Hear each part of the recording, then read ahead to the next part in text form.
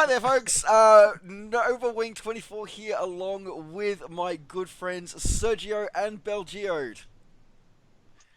And together, of course, we are the Grumpy Flight Simmers. So, folks, we are back for another episode.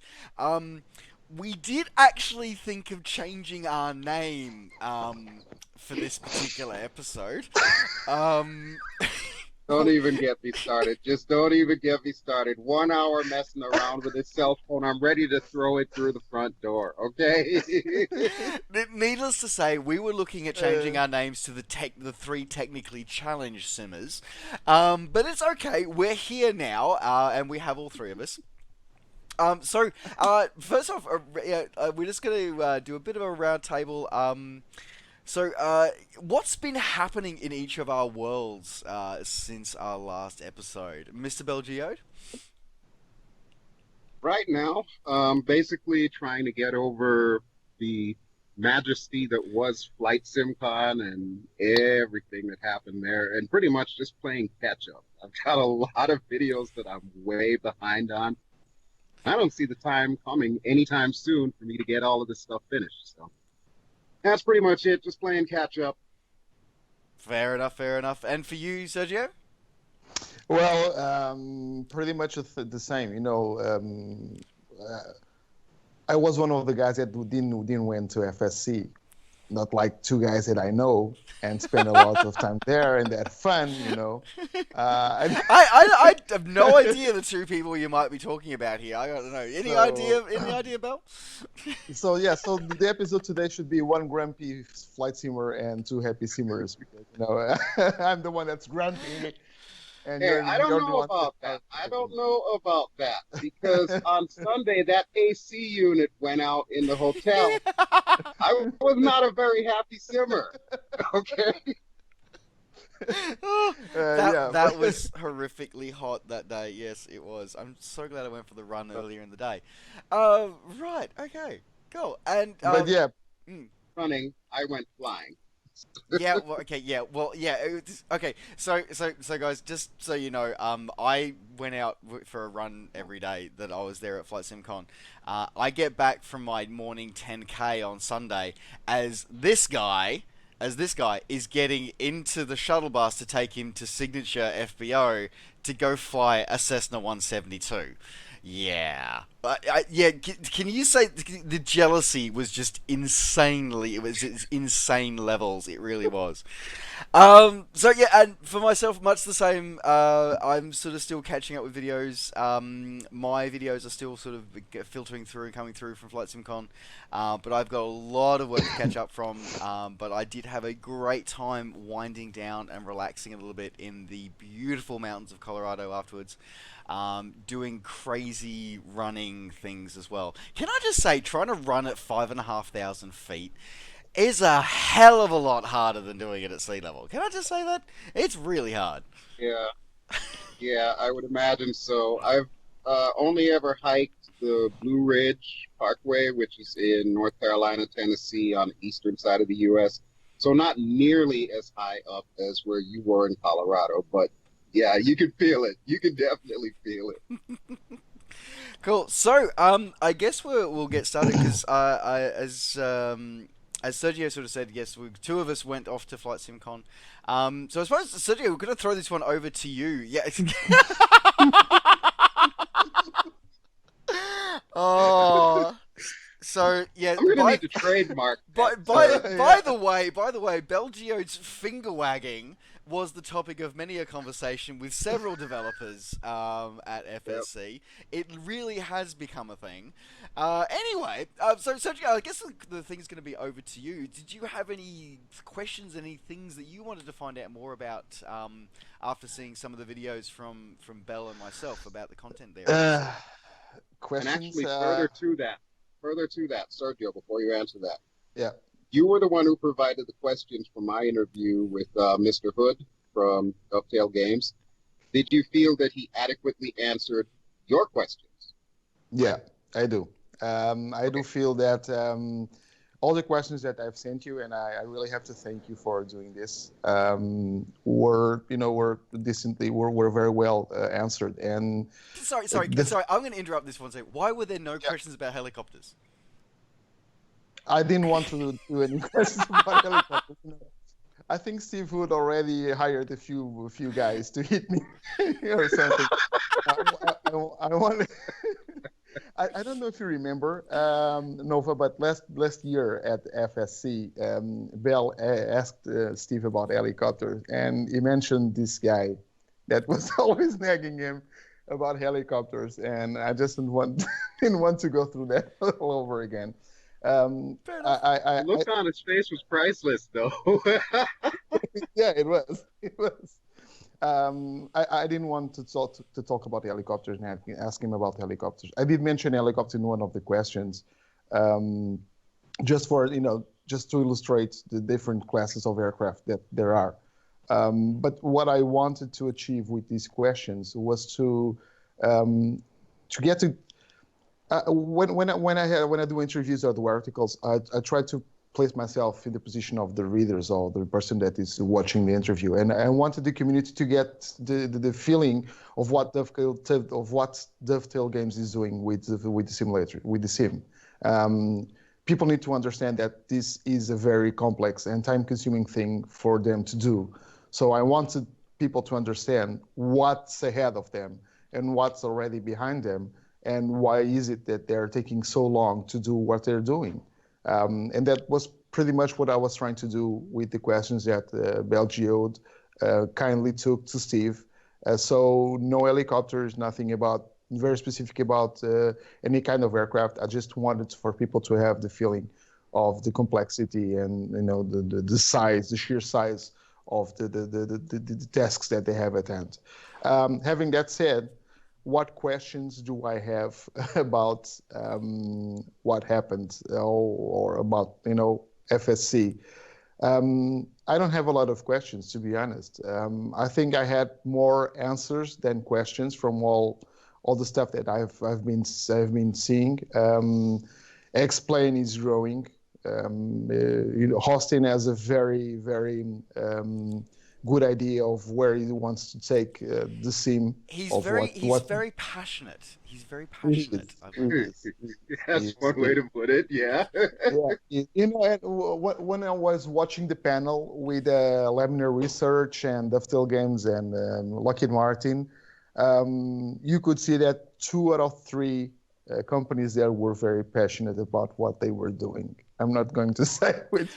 Well, you know what? I'm really glad you brought that up, because that was actually going to be a question, because I wasn't sure if you'd actually seen and heard the panel discussion about that. Yeah. And for anyone who's watching this episode who hasn't checked out either my audio recording, which is mediocre, or FlightSim Guys and FS Elite's video of it, I encourage you guys to do so. But the company that Sérgio is diplomatically not referring to that I'm just blatantly going to say is Lockheed Martin. So just anyway. So I'm waiting for the lawyers to knock down my door now. Anyway, I've been asking the entire weekend, why were they there? Yeah, it's seriously. Okay, I'm going to launch into it. So I'm going to give my opinion, and then we'll hear from you guys as well. So, look, it just seems to me that Lockheed Martin was just literally reinforced the fact that it doesn't give a shit about us.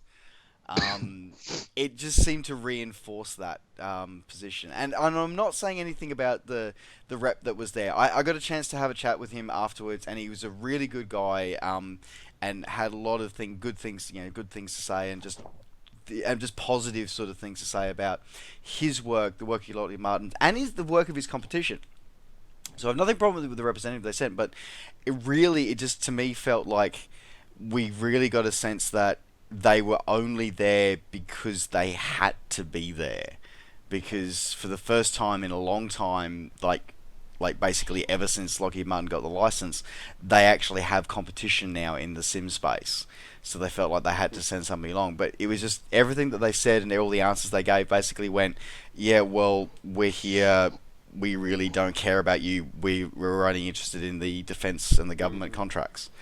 Um, and to me, that's sort of like that might have got them. That's got them a really long way so far. But for me, I question its how effective that's going to be as a future strategy when you've got um, two very passionate companies that you've got Lamino Research with X-Plane and you've got Dovetail Games with Flight Sim World. They're very passionate about their product and what they're bringing to the market. And I just don't see that passion at Lockheed Martin. I just don't see the interest in the passion giving to us as the home users to actually be able to get an advantage of their product. Well, you do Yes, I would realize. have to agree with that too. I mean, they had the golden opportunity in that panel and even before them to just simply say to the general public, thank you. That's it. Mm. They needn't even elaborate. Just thank you. We know you're buying our product. We know it probably goes against the EULA, but thank you. That's Yep. all they had to say, Hmm. and it would have been fine. I was actually thinking about getting P3D version 4 up until FlightSimCon. After that one Really? panel, I decided against it. I am not getting it now. Even after seeing like Orbix and TFI showing off all the cool new features about version 4, you're still okay. The general impression that I got was they don't really need my money. It's So yeah. why would I want to invest in it? Mm. You guys do realize we're going to have a lot of flack over this, right? I'm sure we will. I'll Yeah. stand Yeah, yeah, behind yeah. my opinion. It No, is no, just no, no. that. I'm not. I'm not. Yeah. I'm not saying it's a bad thing. Yeah, Yeah. I'm just saying that we're going to get a lot of flack, and that's perfectly normal and it's perfectly Mm. fine. And Okay. I don't understand why Lockheed Martin went to FSC, and they actually, in my opinion, they had no need to go to FSC or to go to any community event. They are on different markets. You know, it's plain and simple. Their markets, it's not a community market. Their markets, it's not you or me or Mm. all the other guys or most of the guys that we know in the flight sim industry, in the flight sim community. It's just not. It's like I said, that they're more concerned and more worried about defense contracts or other company contracts that they are on with the community guys. So to be very honest with you, if they didn't went to FSC, in my opinion, that would probably be a better move. And Mm. they would Mm. keep on giving you the feeling and giving you the correct idea that guys, this is not our market. This is not for us, and Mhm. we're not going to this event because this is not where we need to go. Yeah. And the fact, in my opinion, the fact that they went to FSC hurt them more than helped them, to be honest. Mm. Guys like you, like BelGeode, for example, Mhm. that were considering in getting their product, are not going to do because Yep. and again, like you said, the guy that was there has nothing to do with it. We're talking about the stance of the company Mm. towards the Exactly. community, Exactly. Yeah. the stance of a certain guy. It's not that guy. It's the community. It's the company. I'm sorry. And Yeah, the definitely. stance. I mean, Yeah. I wouldn't blame the guy himself. No, no, I no. It has understand nothing he's to doing do. his Yeah, thing or yeah. whatnot, and he was basically told he needed to be there. So Yeah, he was doing no his fault job. against him. He's cool. Yeah. Yeah, he And was doing his job, yeah. and he And was doing his job according to what the company told him to do. exactly, exactly. And Sergio, going on what you were saying before, I mean, for a lot of people, and a few people were kind of surprised when I was speaking to them at FSC. When I tell them that my primary platform that I use and the primary platform and the primary review platform that I have is prepared version 3. Like that's what I use. That is my benchmarking system. I really enjoy it. But at the end of the day, I don't feel that. And again, their attendance at Flight SimCon reading reinforced to me that we are not their market. We are not of interest to them. We are a borderline sort of like we're something that they've inherited because Microsoft didn't do anything in the space for so long. We're just the inheritance that they got along with the license. Right. So yeah, I think that for all the good that Prepared has benefited to the community over the last 10 years, the fact is the Which majority, was a lot. which Was a lot. it's Yeah. a lot. It's definitely done, and it's set a lot of it's set a lot of benchmarks for the likes of X-Plane and Flight Sim World to actually live up to in the future. Absolutely, I would definitely agree with that. But I also noticed that the vast majority of the development has only come in the last 2 years. I also would like to note that. I also have noted that. So yeah, as I said, I think I definitely agree with you, Sergio. We're probably going to cop some flack for that, but yeah, I think that, and I hadn't thought of it like that the way you just presented it, saying that there are people who have seen and heard that sort of presentation who were sitting on the fence, like Bell has been, going, you know what, maybe I won't go with that platform anymore. Yeah. And you know what was weird? They have decided to come forth and present themselves to the community exactly when FSW is out there. And That's competition. but the thing is, I would expect it to be the opposite because, as you guys know, both teams come from the same base. We're talking about FSX, okay? So, and Lockheed Martin has the license for the professional version, and Dovetail Games has a license for the entertainment market, okay? So, neither Dovetail Games can enter the Lockheed Martin's market, and neither can Lockheed Martin enter the Dovetail Games market. So it's kind of mind-boggling. It's puzzling for me to realize that they have decided to come forth and present themselves to the community at this time, especially when we already know, and we have known this for several years, that we are not their market. So why even bother? Just because remember, everybody who's got Prepared, that you can't smile or have fun while you're flying in Prepared. You're not allowed to. If you actually read the EULA, it is it's the BelGeode finger waggle. No having fun.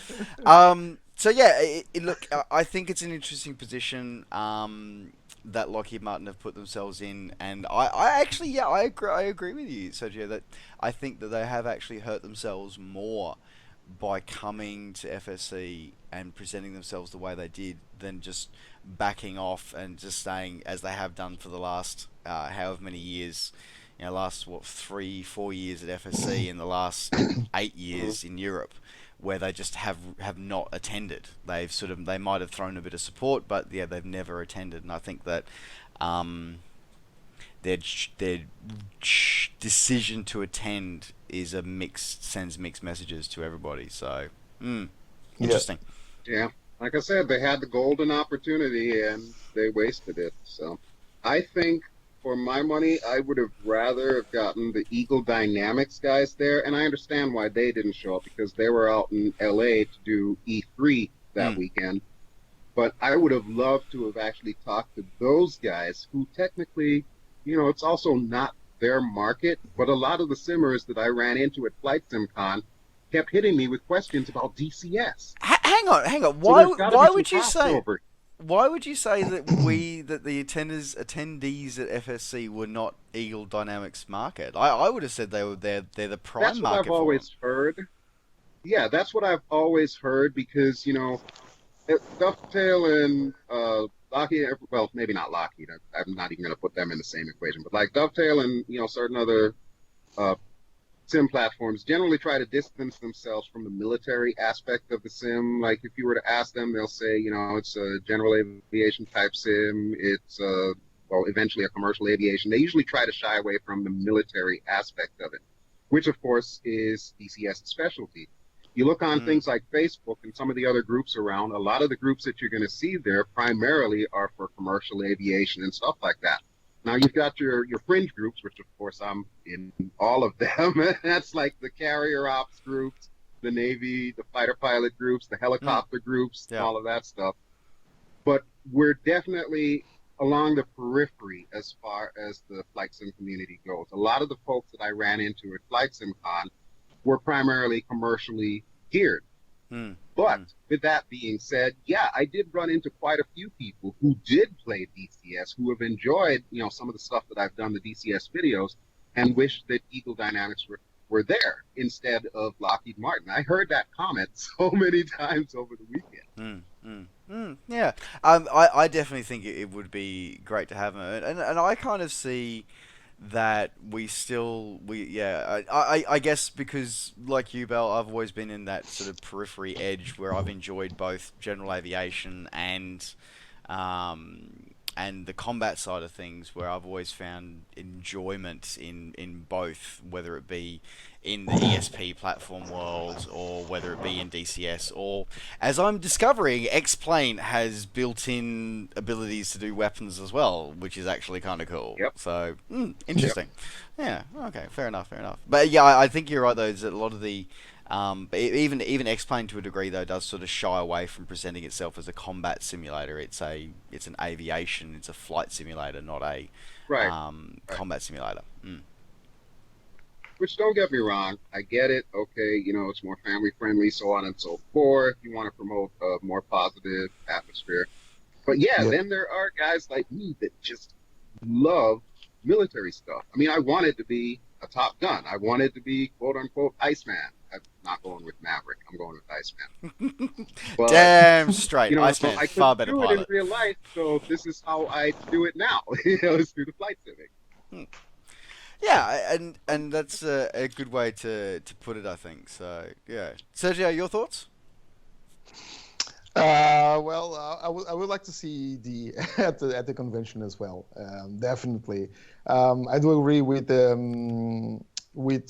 Drew in terms that military sims are somewhat on the edge of the simulation group. And I would really like to see them there, especially because there are new products coming out that the community would like to see. And at E3, there's really not a lot of flight simmers going there specifically to see a couple of products. I think that would be, I think that the amount of money that is spent on to E3 would probably Yeah. be much better spent off at FSC. I believe that companies such as ED and others need to start looking at FSC as the E3 for flight simulation. Flight simmers don't usually go to E3. That's gaming. That's Yeah. different Yeah, area of the. so whereas yeah, Although tell flights. that to Amy and Dan from Dovetail, who did end up at E3 shortly after leaving Yeah, Connecticut. yeah, yeah. Oh Yeah, yeah. Dovetail was there alongside with ED. I've talked to Amy about it. She loved it, of course. She's a gamer, so she loved it. But I don't think that's the proper place for them to be. To be honest, I would rather see them at FSC or at Wenson in the UK, or at any other simulation events. That's where their market is. Mhm. And I definitely And the think that thing is, I know Eagle see. Dynamics was invited too. They were actually Oh, okay. invited, but because of the Oh, okay. scheduling conflict, they couldn't do it. Okay, that's Because that's a shame though. that's a real shame that they didn't turn up because Yeah. I think that I definitely agree that they should have been there. And I am surprised that they don't attend things like FSC. And I've forgotten the name of the one that's in Schiphol. Every year there's the big flight sim convention there that Aerosoft sort of manage. I definitely think that this is, yeah, you're right, Sergio. That's where they need to sort of spend a bit more Yeah. time, and because Ego Dynamics' communication with its fan base is unreliable at best. I think that going to events like this where we do congregate and where there is a lot of coverage from the simulation of the simulation media and YouTube personalities, I think is a very important step that they should make, and I think that's possibly also a reason why Lockheed Martin maybe did try to do the outreach they wanted to try and sort of re-cement their position in the marketplace, but who knows. So yeah, very very interesting thoughts. But that actually does sort of segue us onto something that I think we should talk about and something that that Bell and I saw and has been in the simulation news over the last couple of weeks, and that is I call them sim-like flight sims. Or titles that sort of have simulation elements. So we're of course talking about things like Aerofly, Aerofly FS, Aerofly FS2. We're talking about Combat Air Patrol 2. I think it's Straits of Hormuz, I think is the subtitle to that one. Yeah.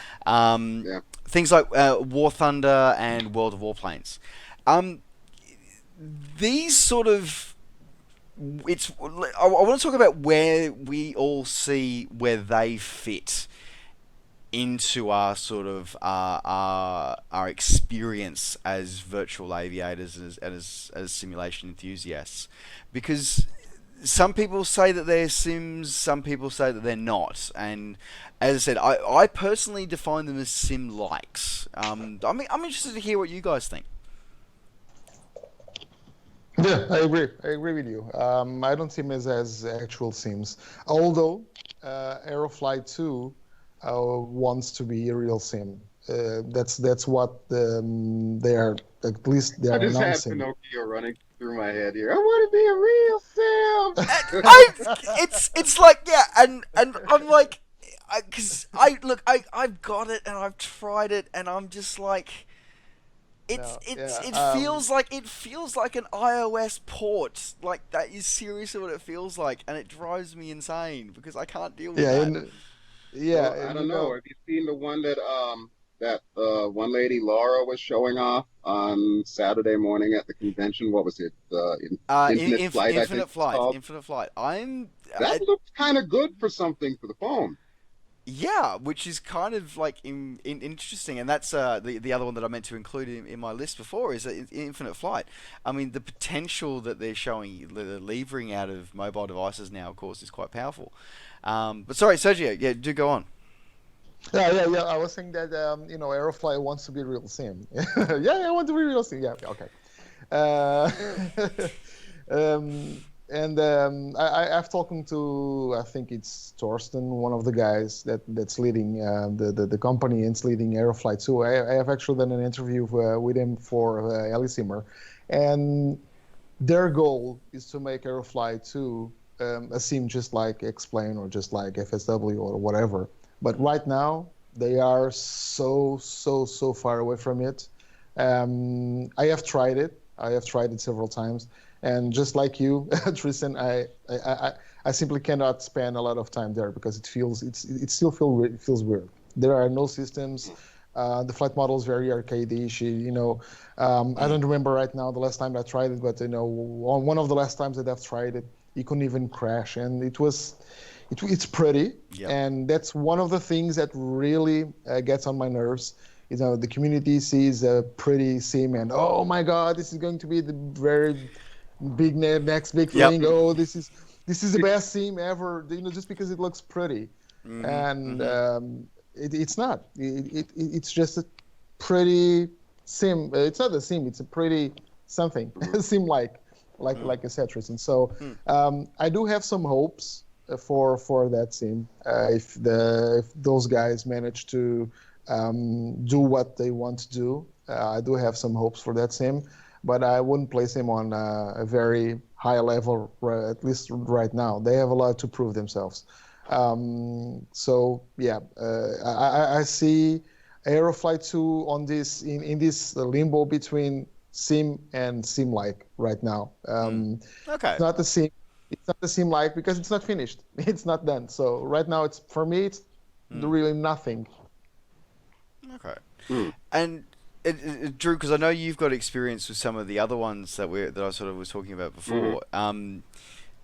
Do you feel the same sort of exists for things like War Thunder and World of Warplanes as well, or do you see them as being more developed or less developed?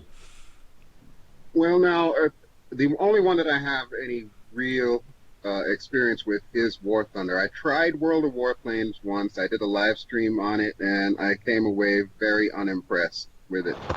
War Thunder, I had been in for a very long period of time, and I only recently stopped playing because a lot of the single player campaigns that I was used to, they started stripping away. So basically, it's become just this multiplayer slugfest. Mm. I didn't play War Thunder for the multiplayer. I mean, every now and then, I would go up with like a squad or something like that, especially when I Yep. was doing the Twitch live streaming. But that wasn't my focus. I wanted that mission capability. I wanted to be able to tell stories. I mean, you know what my channel's about. I'm telling stories, basically. Mm. Yeah. Yeah. I Exactly. couldn't do that anymore. So, I lost interest in War Thunder. But as far as development wise, I've seen it come a long way. When it first started, yeah, it was very arcadey, and in some respects, it still is. However, that being said, they've gone through and they've put in the capability to basically map every control axis you think of. And, every feature of the aircraft, they've tried to put in like more real world physics into it. And it actually shows. But then the thing to remember with War Thunder is they're in one specific time frame. They're not generalized like, your FSX, FSW, X-plane experience or whatnot. So they're picking one time frame that they know that they can work in, and they're maximizing on it. And I thought they've done a pretty good job on that. Mm. Mm. World of Warplanes, yeah, it's very arcade, and honestly, I think that was the biggest turnoff for me. Stuff like Airfly 2, I really meant to hop into Orbix booth when I was at FlightSimCon, but unfortunately, there was not enough time to do everything. We're literally running around all day long. But I'd like to give that a shot just to see what it's like. And then what was the other one? I want to say Flight Gear.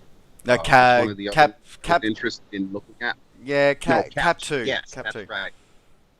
Mm. Funny thing about that, they did invite me to their alpha test, and I ended up declining because what I had seen at the time, even though it's about the Harrier, and of course I'm really excited about the Harrier coming in DCS, it didn't wow me. There was,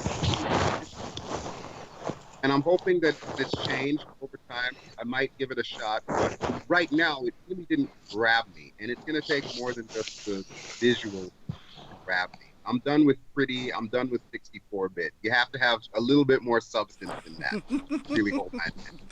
And I think that's actually the key point about it is that what I find with these sim likes is that they end up being having things that interest us, but they lack a depth and a substance that we find in the more full-fledged sims that we all go to regularly. So the DCS, X-plane, prepared, and FSX, and hopefully future-wise flight sim world as well.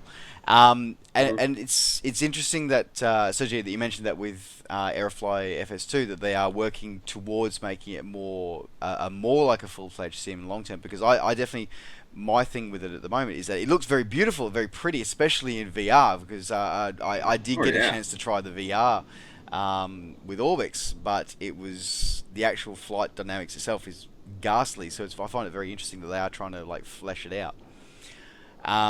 Then with something like War Thunder and World of Warplanes, it was just, for me, it was just far too arcadey and just generally. And the same with Cap 2. I really want to say good things about Cap 2, but I can't.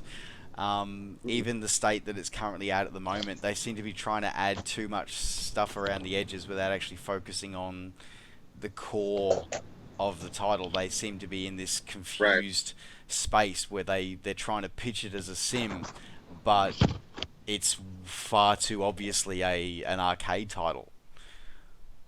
In case you were wondering, every now and then you'll notice like my eyes are going sideways. I was looking at another sim like that we were briefly discussing before we started recording called Hellaborn.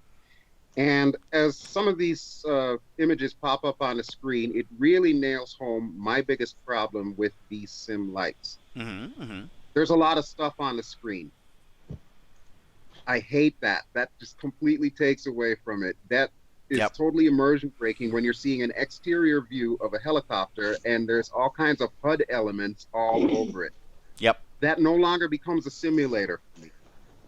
That's a game. Yes. Yeah. Yep. And that's a big thing. So is that yeah? It breaks the immersion of it, so that definitely puts realms in the more of the arcade style. But that then brings me to sort of the reason why I wanted to talk about these sim likes today is where do we see those in relation to the Sims and us as a flight simulation community? Are they a good thing for us? Are they a negative? Where do we see them fitting in to our world, our virtual world, as it were? Sergio? Gateway drug. Well, I have some mixed feelings about this. You know, it can be good because it can actually call the attention of some guys, of some people, some kids maybe that probably never looked into an aircraft in a serious manner, and they started to enjoy it and even being arcadish. They start to give their first steps into flight simulation. Guys, you guys remember how flight simulation was when we started, right? It Yep. was arcadish. Oh It was yes. nothing what we have right Yeah. now. Yeah, so um, perhaps some of us already had some background with the aircraft. For me, it was my brother that was in the Air Force, and so I was very close to aircraft, and I was very close to what aircraft do, and some very small scale models and whatnot. Um, but for some guys, the first contact they had with aeronautics was a flight simulator that they either picked up because they wanted to or because they played it at a friend. And on one end, I see these sim-like games bring new people into the flight simulation world. On the other hand, I think that those that are already passionate about flight simulation will probably pick up X-Plane or FSX or FSW or whatever and try from there, because if they are passionate about aircraft and about aviation, they already know how things work and they want to simulate that on their home, on their computers. So I don't see it as something that would be terribly huge in terms of bringing people into flight simulation, but I think that it's something that can, get people into flight simulation slowly, but not a huge amount of people. I'm kind of neutral in terms of what this means to our community. These are games, guys. These are Mm. okay. They're sim-like, and you can fly a helicopter or fly an airplane, Yeah. but these are games. Bell? Gateway drug. Plain and simple. It is a gateway drug. I've run into enough people who have played like Yep. War Thunder and so on and so forth with me over the years, and have expressed interest in things like FSX and so on. Well, that was the primary platform that I was using at the time. So basically, we used War Thunder as our, hey, this is what flight simming is kind of like, and then brought them over to the dark side. So we used it as Where a we gateway. have cookies. Yes. Mm. Yes, we do have cookies. So you But were yeah, the flight sim that's the dealer. thing with these, and that's the thing with these sim lights too, is the fact that yeah, they're quick time wasters. They're great when it comes to I just need to kill a few hours and I need to blow off some steam. That's Yeah. basically what they're used for. But the people who, like Sergio said, are passionate about it, they know where to find it. And if they don't know where to find it, well, you just look on Facebook. There's like 500 groups of flight simulation people in there. Just pick one. We'll tell you everything you need to know. But yeah, if you need that first hit, go ahead and play War Thunder, and then come to me, and I'll hook you up. You heard it here. You heard it here first, folks. Your official underground flight simulation dealer is BelGeode with the purple hat. Um, Look, I actually couldn't agree more. For me, they are very much gateway drugs, great gateway sims, in gateway experiences. I think it's probably is the way I choose to use it, because and from a personal perspective, for me, is the my gateway back into simming was Microsoft Flight, which was very much a sim like. It had the potential to be a great, fantastic next generation sim, but the top level was very much an arcade style on the surface of it. The sim was far deeper, and that was my gateway back into it. And without that, I would never have come back into the family. So yeah, I definitely agree that it's a great way to get new people in, and well, to spark that interest for people who want to go further. If people only want the short, quick hit of, yeah, let's go blow something up and then we're done, then it's great for them, but it's also great for the people who go, that was fun, I want to find out more, I want to do more, I want to find out, I want to experience more, I don't want to be on rails so much. But I also see it as a good opportunity for those of us who do take our simming a little bit more seriously to actually take a step back. Because I think sometimes we take ourselves far too seriously. No. Oh my. No. Okay, so for anyone who's watching this who hasn't seen, I recently did a video comparing, and I chose the title very deliberately. It was a video that I called two living sims and one sim comparison, two living, one dead.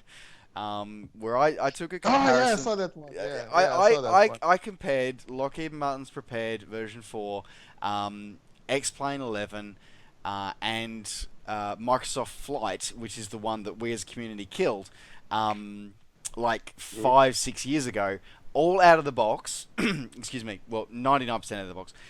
Just to basically just go baseline comparison for everything. My God, the comments on that.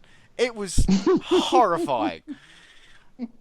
So, as I said, I think sometimes we take ourselves far too seriously, and that's where I also think that titles like Aerofly have an advantage, where, you know what, I can jump into something that I wouldn't normally simulate, I wouldn't normally want to sort of do in a sim, and do something stupid, and do something fun, or as you said, Bel, just jump into a Spitfire and go shoot stuff down for an hour.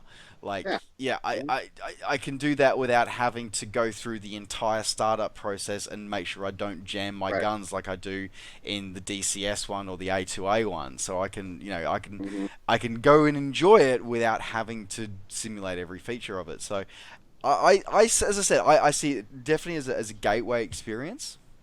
For people who want to take their first steps on a new journey, but as a great opportunity for us who sim on a regularly to actually take a step back and take ourselves a little less seriously, just a little, just a little less seriously.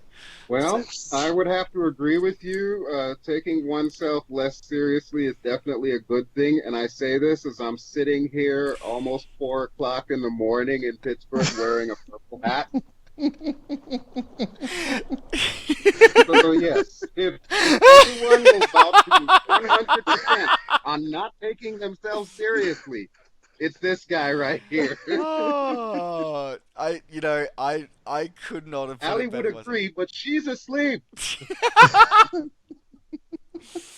Oh my God! And on those, I think we might draw this episode of Three Grumpy Simmers to an end. I think on that wonderful piece of life advice from BelGeode, folks, try not to take yourselves too seriously, because I think it's there's a lot more fun to be had. Closing thoughts, Sergio, from you today. Closing thoughts for me today. Don't wake up at 4 a.m. wearing a purple hat. You'll end up like this guy. Now for some more. Can you think of a better time of day to wear it? Yeah, true. I don't know what time did the pub shut in Pittsburgh? 2. So that's 2 no alcohol and 1 hat. Oh, now you know why I'm a grumpy simmer. Yeah, true. On a more serious note, I still have a lot of catch up on FS, with all the FSC videos. I did like what I saw from Explain and from FSW, so Lemon Research and Dovetail Games. I hope those guys keep on working. I just wanted to say something that I forgot to say to mention previously. It has nothing to do with this, but I don't know if you guys heard this. I was seeing some posts about Explain and some other sims, and one of the comments there, I could not confirm if this was real.